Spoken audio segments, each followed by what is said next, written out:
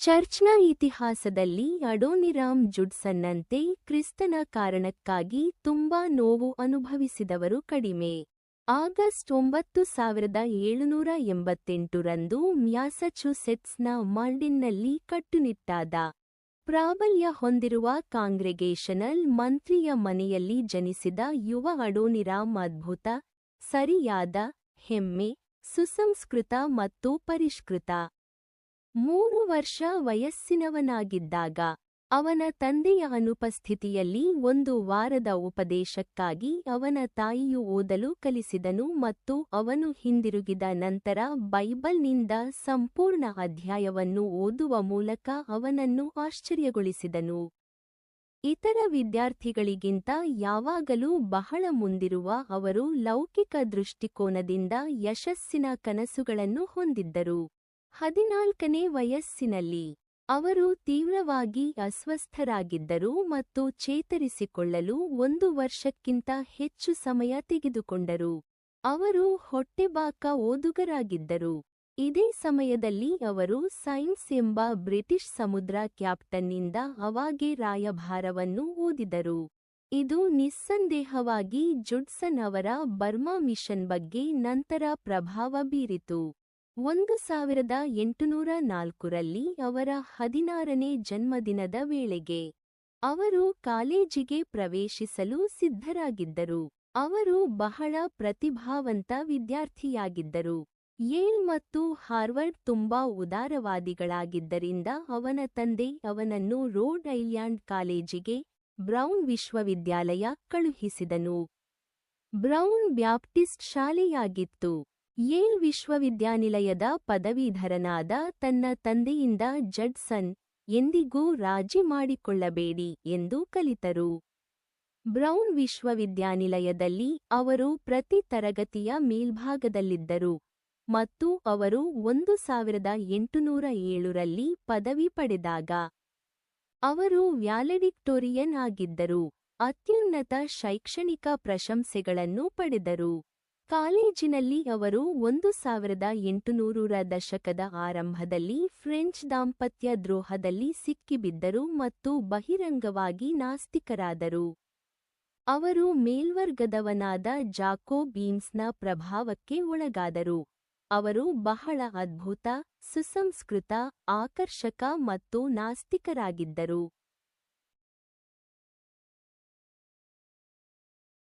ಅದ್ಭುತ ಮನಸ್ಸು ಬರ್ಮೀಸ್ ಭಾಷೆ.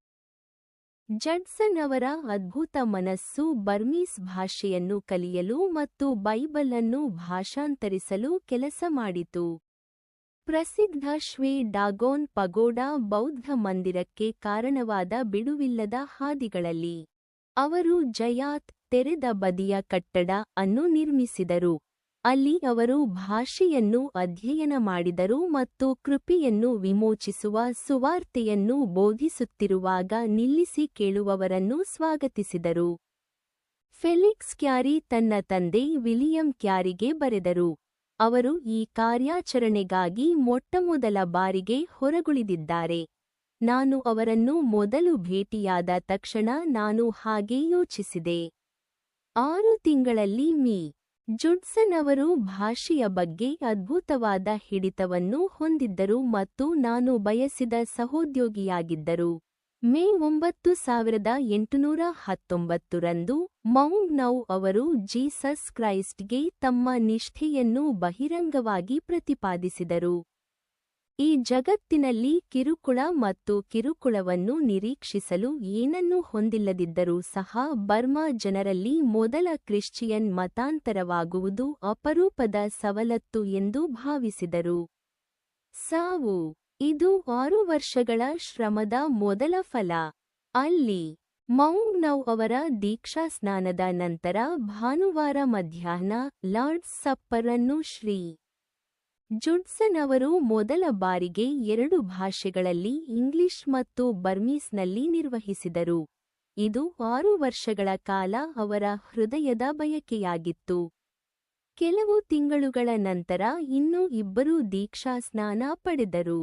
ಜುಲೈ 12, 1823 ರಂದು ಅಡೋನಿರಾಮ್ ಜಡ್ಸನ್ ಹೊಸ ಒಡಂಬಡಿಕೆಯನ್ನು ಬರ್ಮೀಸ್ಗೆ ಅನುವಾದಿಸುವುದನ್ನು ಪೂರ್ಣಗೊಳಿಸಿದರು.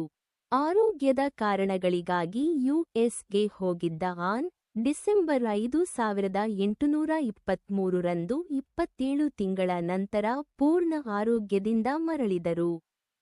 ಒಂದು ಸಂದರ್ಭದಲ್ಲಿ ಜುಡ್ಸನ್ ರೈಸ್ಗೆ ಬರೆದರು, ಅಂತಿಮ ಯಶಸ್ಸಿನ ನಿರೀಕ್ಷೆ ಏನು ಎಂದು ಅವರು ಮತ್ತೆ ಕೇಳಿದರೆ, ಸರ್ವಶಕ್ತ ಮತ್ತು ನಿಷ್ಠಾವಂತ ದೇವರು ಇರುವಷ್ಟು ಅವರ ವಾಗ್ದಾನಗಳನ್ನು ಪೂರೈಸುವ ಮತ್ತು ಇನ್ನಿಲ್ಲ ಎಂದು ಅವರಿಗೆ ಹೇಳಿ.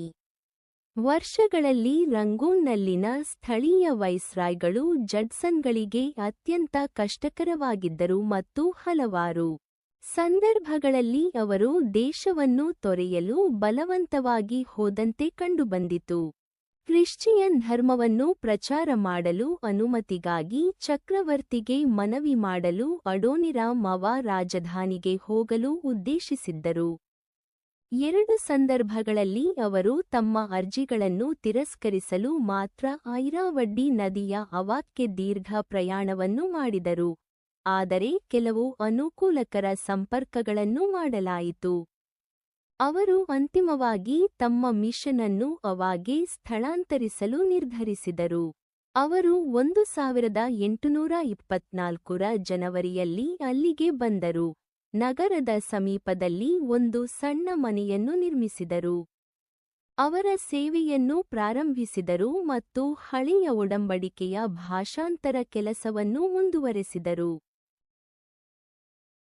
ಸೈತಾನನು ತನ್ನ ಪ್ರಭುತ್ವವನ್ನು ತ್ಯಜಿಸಲು ಆಗಿರಲಿಲ್ಲ. ಜೂನ್ 8, 1824ರಂದು ಅಡೋನಿರಾಮ್ ಅವರನ್ನು ಇದ್ದಕ್ಕಿದ್ದಂತೆ ಬಂಧಿಸಲಾಯಿತು ಮತ್ತು ಕುಖ್ಯಾತ ಲೆಟ್ ಮೇಯೂನ್ ಜೈಲಿಗೆ ಕರೆದೊಯ್ಯಲಾಯಿತು. ಅವರು ಅತ್ಯಂತ ಕೆಟ್ಟ ಸ್ಥಳದಲ್ಲಿ ಬಂಧಿಸಲ್ಪಟ್ಟರು, ದೊಡ್ಡ ಅವಮಾನಗಳನ್ನು ಅನುಭವಿಸಿದರು ಮತ್ತು ಅನೇಕ ಅನಾರೋಗ್ಯ, ಚಿತ್ರಹಿಂಸೆ, ಹಸಿವು ಅನುಭವಿಸಿದರು. ಅವನ ನಿಷ್ಠಾವಂತ ಹೆಂಡತಿ ಆನ್ ಇಲ್ಲದಿದ್ದರೆ ಅವನು ಖಂಡಿತವಾಗಿಯೂ ಬದುಕುಳಿಯುತ್ತಿರಲಿಲ್ಲ. ದಿನದಿಂದ ದಿನಕ್ಕೆ ಅವಳು ಅವನಿಗೆ ಆಹಾರವನ್ನು ತಂದಳು ಮತ್ತು ಅವನು ಸೂರ್ಯನಿಂದ ವಿಶ್ರಾಂತಿ ಪಡೆಯಲು ಒಂದು ಸಣ್ಣ ಆಶ್ರಯವನ್ನು ನಿರ್ಮಿಸಲು ಅವಕಾಶ ಮಾಡಿಕೊಡಲು ಜೈಲಿನ ಕೆಟ್ಟ ಕೀಪರ್ ಅನ್ನು ಆಮದು ಮಾಡಿಕೊಂಡಳು. ಮತ್ತೆ ಮತ್ತೆ ಸಾವಿನ ಬೆದರಿಕೆ ಅವನ ಮೇಲೆ ತೂಗಾಡುತ್ತಿತ್ತು, ಆದರೆ ಕ್ರಿಸ್ತನ ಪ್ರೀತಿ ಅವನನ್ನು ಉಳಿಸಿಕೊಂಡಿತು. ಸ್ಪಷ್ಟವಾಗಿ ಈ ಸೆರೆವಾಸಕ್ಕೆ ಕಾರಣವೆಂದರೆ ಬ್ರಿಟನ್ನೊಂದಿಗಿನ ಸನ್ನಿಹಿತ ಸಂಘರ್ಷದಿಂದಾಗಿ, ಮತ್ತು ಜಡ್ಸನ್ ಬ್ರಿಟಿಷ್ ಕಿರೀಟದ ದೂತ ಎಂದು ಭಾವಿಸಲಾಗಿತ್ತು. ಜುಡ್ಸನ್ ಅವರ ಸೆರೆವಾಸದ ಸಮಯದಲ್ಲಿ ಅವರು ಮೇಡಮ್ ಗಯೋನ್ ಅವರ ಪದ್ಯವನ್ನು ಪುನರಾವರ್ತಿಸಲು ಆಗಾಗ್ಗೆ ಕೇಳುತ್ತಿದ್ದರು, ಪೂರೈಸಲು ಹೊರತುಪಡಿಸಿ ನಾನು ನೋಡುವ ಸ್ಥಳವಿಲ್ಲ.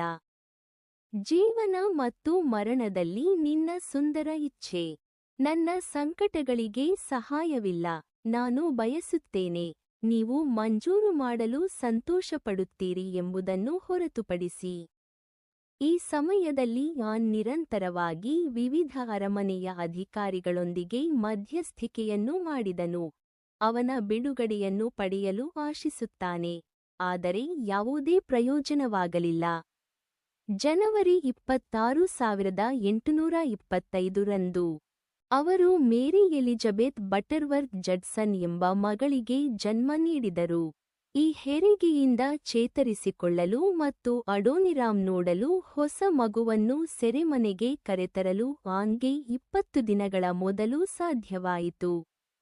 ಆನ್ ದ್ವಾರದಲ್ಲಿ ನಿಂತಿರುವುದನ್ನು ಅವನು ನೋಡಿದನು, ಅವಳನ್ನು ಜೈಲಿಗೆ ಪ್ರವೇಶಿಸಲು ಎಂದಿಗೂ ಅನುಮತಿಸಲಿಲ್ಲ. ಅವಳ ಚಿಕ್ಕ ನೀಲಿ ಕಣ್ಣಿನ ಹೂವು ಅವಳ ಎದೆಯ ಮೇಲೆ ಅಳುತ್ತಿತ್ತು. ಚೈಲ್ಡ್ ತಂದೆ ಸಭೆಗೆ ತೆವಳಿದರು.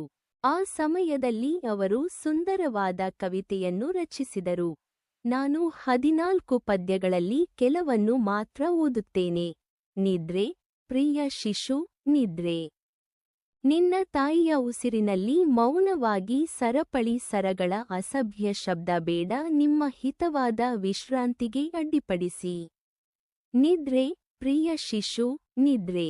ನೀನು ತಿಳಿಯಬಾರದೆಂದು ಆಶೀರ್ವದಿಸಿ ನಿಮ್ಮ ಹೆತ್ತವರ ಹೃದಯವನ್ನು ಒಡೆದು ಹಾಕುವ ನೋವು.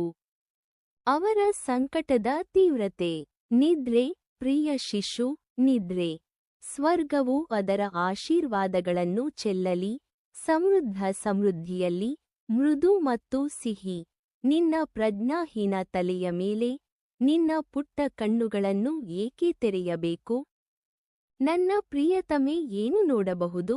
ನಿನ್ನ ದುಃಖದ ತಾಯಿಯ ಬಾಗುವ ರೂಪ, ನಿನ್ನ ತಂದೆಯ ಸಂಕಟ.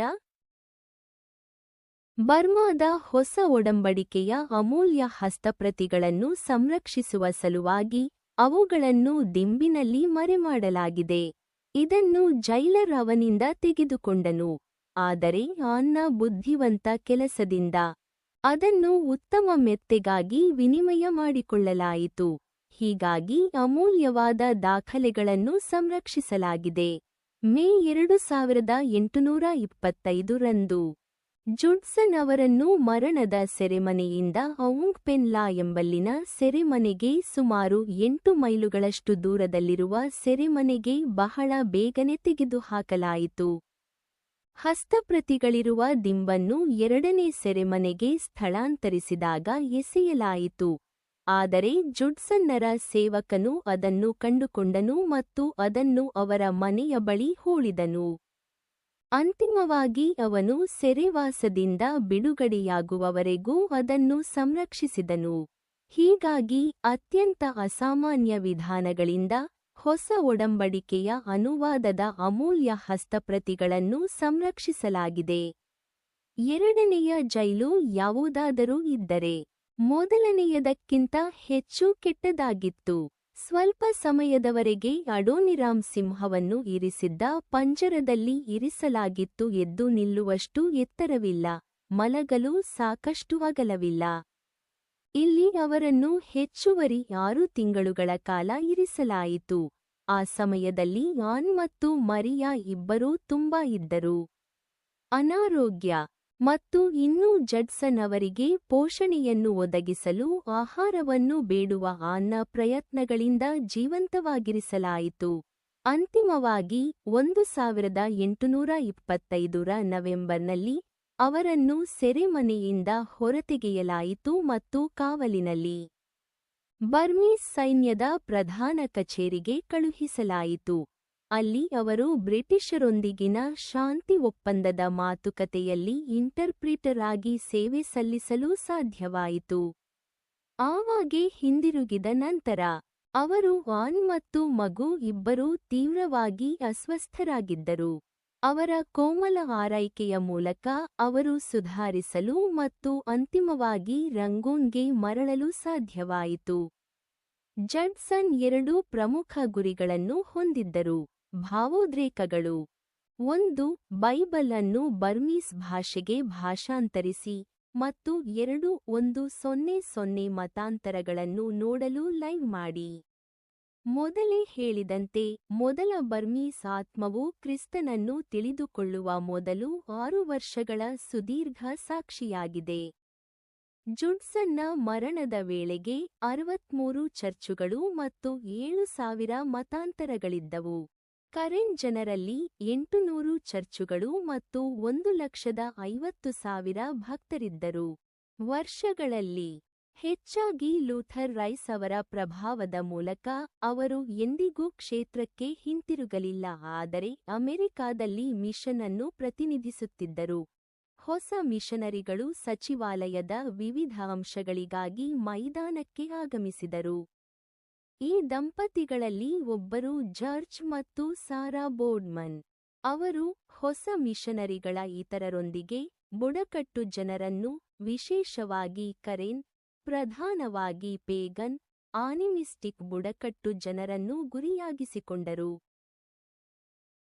ಅಕ್ಟೋಬರ್ 1828 ರ ಅಂತ್ಯದ ವೇಳೆಗೆ ಅವರು ಮಿಷನ್ ಹೌಸ್ನಿಂದ ಸ್ವಲ್ಪ ದೂರದಲ್ಲಿರುವ ಕಾಡಿನಲ್ಲಿ ಒಂದು ಸಣ್ಣ ಗುಡಿಸಲು ನಿರ್ಮಿಸಿದರು ಮತ್ತು ಅದನ್ನು ಹರ್ಮಿಟೇಜ್ ಎಂದು ಹೆಸರಿಸಿದರು. ಇದು ಅಪಾಯಕಾರಿ, ಹುಲಿ ಬಾಧಿತ ಪ್ರದೇಶದಲ್ಲಿತ್ತು. ಅವರು 1828 ರ ಅಕ್ಟೋಬರ್ 24 ರಂದು ಗುಡಿಸಲಿಗೆ ತೆರಳಿದರು. ನ್ಯಾನ್ಸಿ ಸಾವಿನ 2ನೇ ವಾರ್ಷಿಕೋತ್ಸವ. ಅವರು ಬರೆದಿದ್ದಾರೆ, ಇದು ಬಿರುಗಾಳಿಯ ಸಂಜೆಯನ್ನು ಸಾಬೀತುಪಡಿಸುತ್ತದೆ. ಮತ್ತು ನನ್ನ ಸುತ್ತಲಿನ ನಿರ್ಜನತೆಯು ನನ್ನ ಸ್ವಂತ ಮನಸ್ಸಿನ ನಿರ್ಜನ ಸ್ಥಿತಿಗೆ ಅನುಗುಣವಾಗಿದೆ. ಅಲ್ಲಿ ಆತ್ಮೀಯ ಅಗಲಿದವರ ದುಃಖವು ಪ್ರಸ್ತುತ ಪಾಪಕ್ಕಾಗಿ ದುಃಖವನ್ನು ಸಂಯೋಜಿಸುತ್ತದೆ. ಮತ್ತು ನನ್ನ ಕಣ್ಣೀರು ಅದೇ ಸಮಯದಲ್ಲಿ ತ್ಯಜಿಸಲ್ಪಟ್ಟ ಸಮಾಧಿಯ ಮೇಲೆ ಹರಿಯುತ್ತದೆ.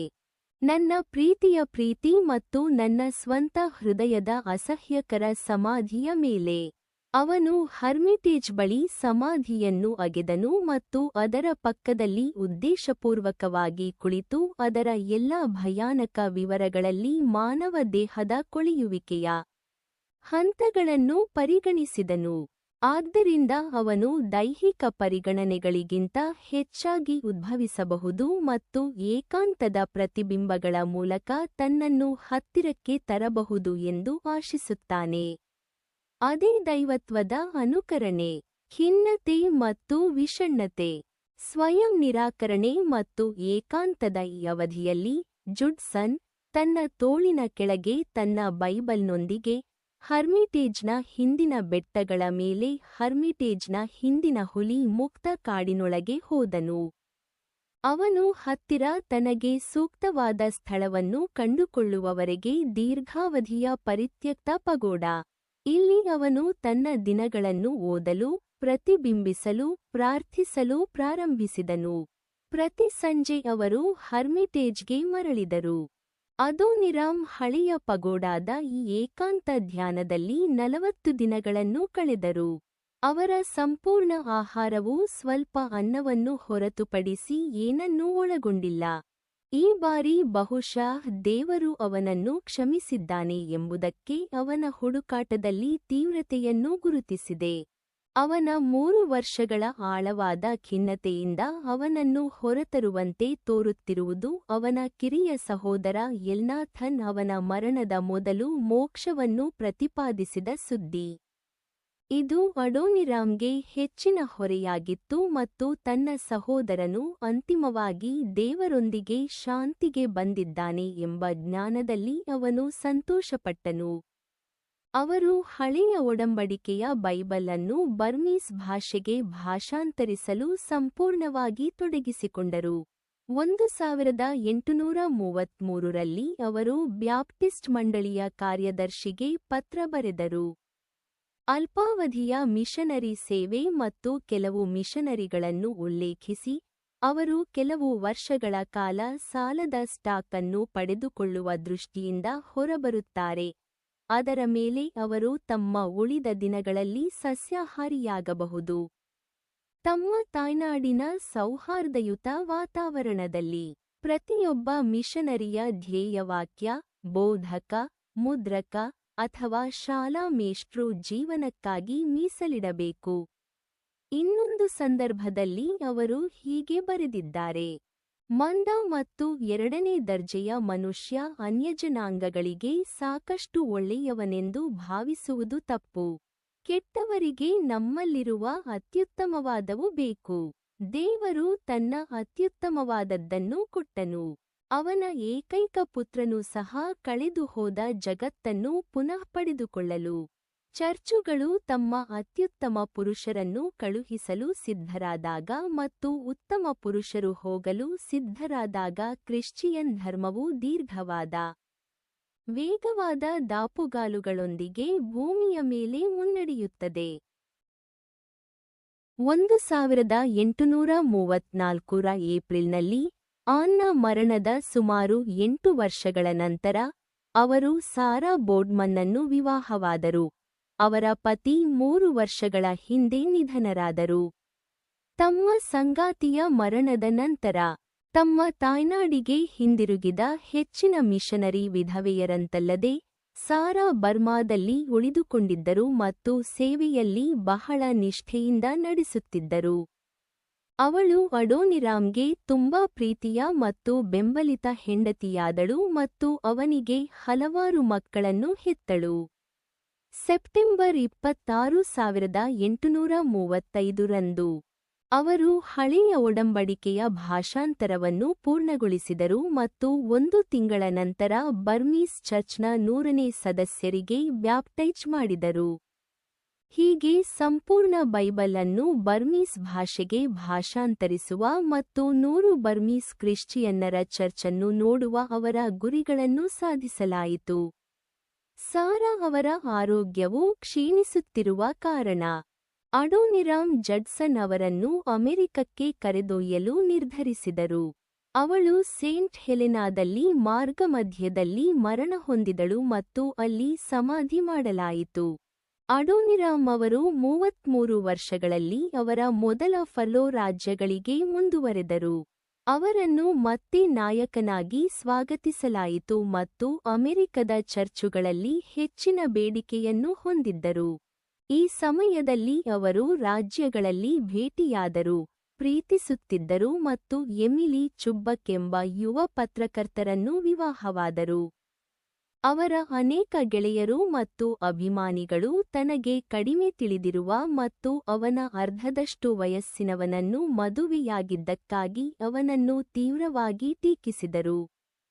ಆದರೆ ಅವನು ಅವರ ಸಲಹೆಯನ್ನು ಗಮನಿಸಲಿಲ್ಲ ಅಥವಾ ಅವರ ಟೀಕೆಗಳಿಗೆ ಪ್ರತಿಕ್ರಿಯಿಸಲಿಲ್ಲ. ಅವರು 1846ರ ಜೂನ್ನಲ್ಲಿ ವಿವಾಹವಾದರು ಮತ್ತು ಮುಂದಿನ ತಿಂಗಳು ಅವರು ಬರ್ಮನ್ಗೆ ತೆರಳಿದರು. ಅವನು ತನ್ನ ಸ್ಥಳೀಯ ಭೂಮಿಯನ್ನು ಮತ್ತೆ ನೋಡುವುದಿಲ್ಲ ಎಂದು ಅವನಿಗೆ ಖಚಿತವಾಗಿತ್ತು ಮತ್ತು ಅವರು ದುಃಖವನ್ನು ಅನುಭವಿಸಿದರು. ಅವರು ಯಾವುದೇ ವಿಷಾದವನ್ನು ಹೊಂದಿರಲಿಲ್ಲ. ಅವರು ಇನ್ನೂ 1812ರ ಅಡೋನಿರಾಮ್ ಜಡ್ಸನ್ನಂತೆ ಭಾವಿಸಿದರು.